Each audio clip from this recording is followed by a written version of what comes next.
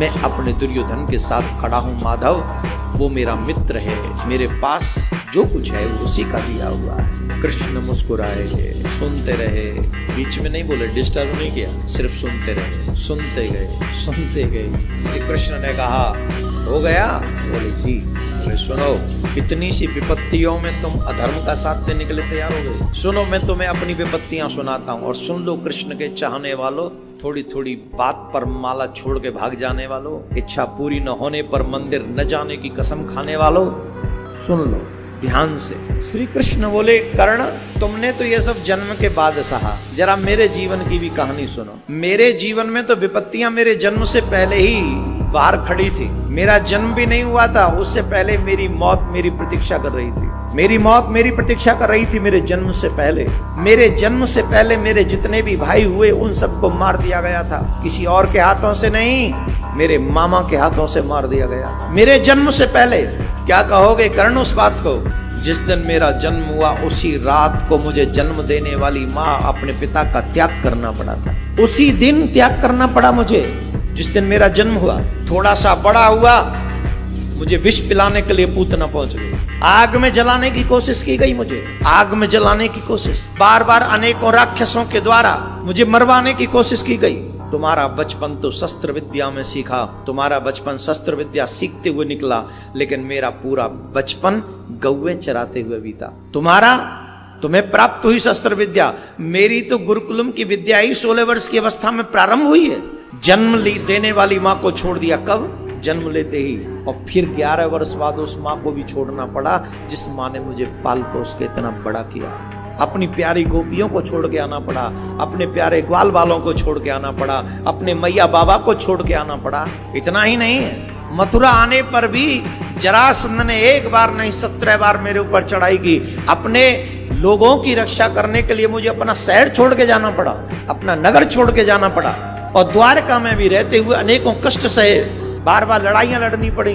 बावजूद इसके, इतनी विपत्तियों के, कृष्ण कभी अधर्म के मार्ग पर नहीं गया, उसी मार्ग पर डटा रहा। जानते हो क्यों?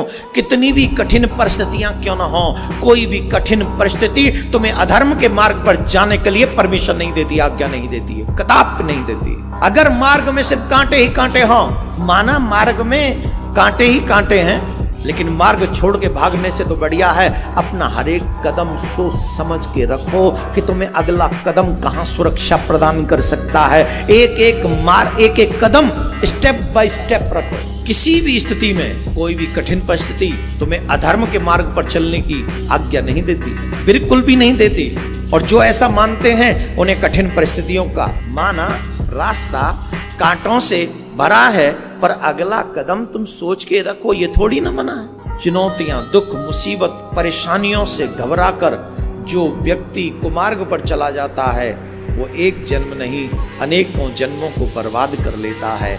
मनुष्य जीवन ही ऐसा है जिसमें हर एक कष्ट को सहते हुए भी जो धर्म के मार्ग पर चलता रहता है वही मेरे गोविंद को प्राप्त कर पाता है। अब बताइए समझाने वाले कौन? श्री कृष्ण। दुर्योधन की तो बात छोड़ो, कर्ण भी समझा गया। इतना सुंदर उपदेश भगवान ने दिया, इसके बाद भी कर्ण व्यापक धर्म को समझ नहीं सका। धर्म बड़ा व्यापक है। मनुष्य जीवन मिला ही इसलिए है जिसमें हम कठिन से कठिन परिस्थिति का सामना करें। अपने से जिनको हम भगवान कहते हैं, चाहे वो राम जी हो चाहे वो कृष्ण हो, उनके चरित्रों को पढ़ो और ध्यान से पढ़ो, और ध्यान से पढ़कर देखो कि कठिन परिस्थिति में भगवान ने भी कहीं धर्म का त्याग किया क्या? अच्छा, राम जी की तो बात अलग है, वो उन्होंने तो सीधे सीधे कहा कि जो हो जाए हो जाए, मैं तो कुछ।